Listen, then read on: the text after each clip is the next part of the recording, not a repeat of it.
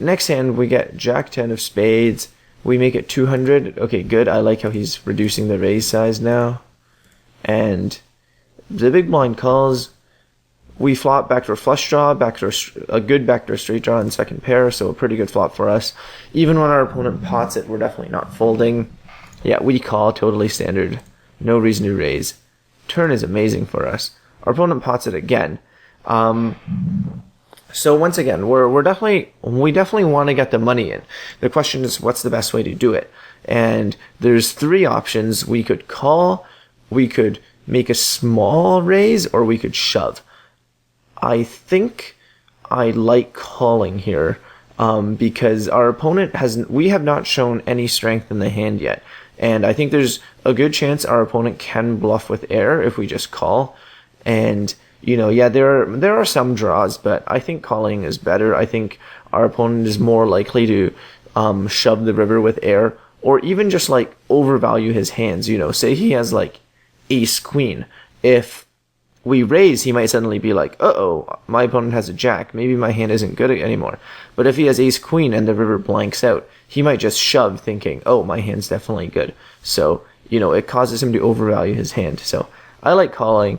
I think you can make a case for shoving or, min raising or something, but I like calling.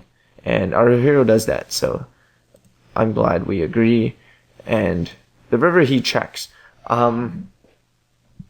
When he checks this river, I think I prefer not shoving. I think he is not calling a shove that frequently, I feel like he's not going to be bluff catching that often.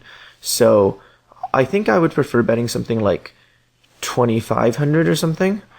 And I think that's most likely to get called by a queen, a random queen.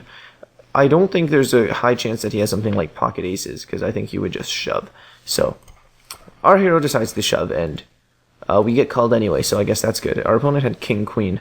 Yeah, I think I would prefer betting smaller on the river, but I guess it yielded a better result to bet more. I don't really like our opponent's line there. I think he put in a lot of money with top pair that he didn't need to. He didn't really need to pot the flop and pot the turn, and he basically gave away his stack when he could have, just check called the flop. And maybe if he leads the turn, he bets like 2/3 the pot instead of pot. I don't know why our opponent was in such a hurry to get the money in with only top pair. So, I guess that's good for us because we now have a big stack. The next hand we get ace jack offsuit on the button. We have a lot of chips. That's very nice. And we call super good one here. We're both very deep, so yeah, I'm definitely not folding this ever. I think I would usually prefer 3-betting, but we can't.